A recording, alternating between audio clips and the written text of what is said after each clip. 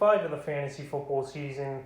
And here's a few wide receivers I have as sleepers this week. The first guy is Randall Cobb of the Green Bay Packers. So Randall Cobb last week, it was a reemergence for him versus the Pittsburgh Steelers. 5 catches, 69 yards, and 2 touchdowns in that ball game. So obviously an Aaron Rodgers favorite throughout Rodgers' career. And Cobb came in an off-season trade back to Green Bay finally after 2 seasons away from the Houston Texans and the Cowboys. So this week here, week 5 at the Cincinnati Bengals, a pretty decent matchup.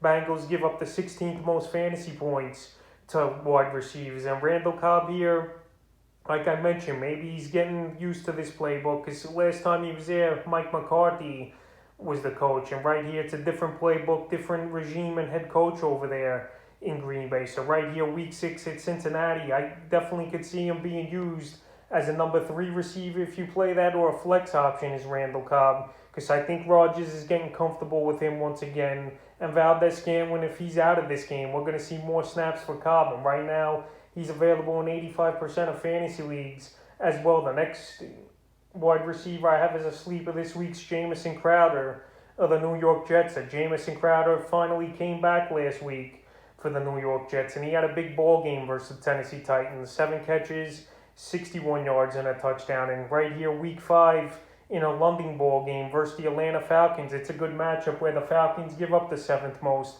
fantasy points to wide receivers. And this is a tricky game here. I think the Falcons defense could have a decent game, and I also like a few Jet players in this ball game, like Michael Carter I mentioned as a sleeper, and Jamison Crowder. So Crowder, he's 100% healthy, it looks like.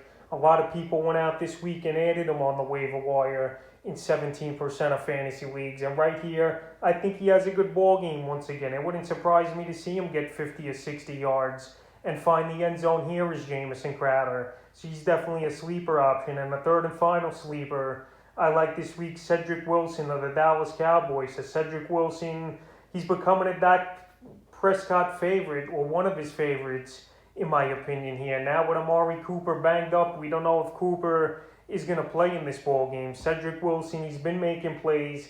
Last season, he emerged a little for this Dallas Cowboy team as well. We had a few good games under his belt here. And the last 2 weeks for Wilson, week 3 versus Philly, 2 catches, 17 yards, and a touchdown. And week 4 versus the Panthers, 2 catches for 30 yards, and he found the end zone. So right here, if Cooper can't go, or if he's not 100% in this game, we're going to see more snaps for Wilson. And Wilson, he knows this playbook very well. And like I mentioned, not a lot of teams roll coverage to him. So this guy, he gets open a lot. He's a speedster as well. And Prescott likes him. And he's available in 99% of fantasy leagues. So that's a few wide receivers I have as sleepers for week 5 of the fantasy football season.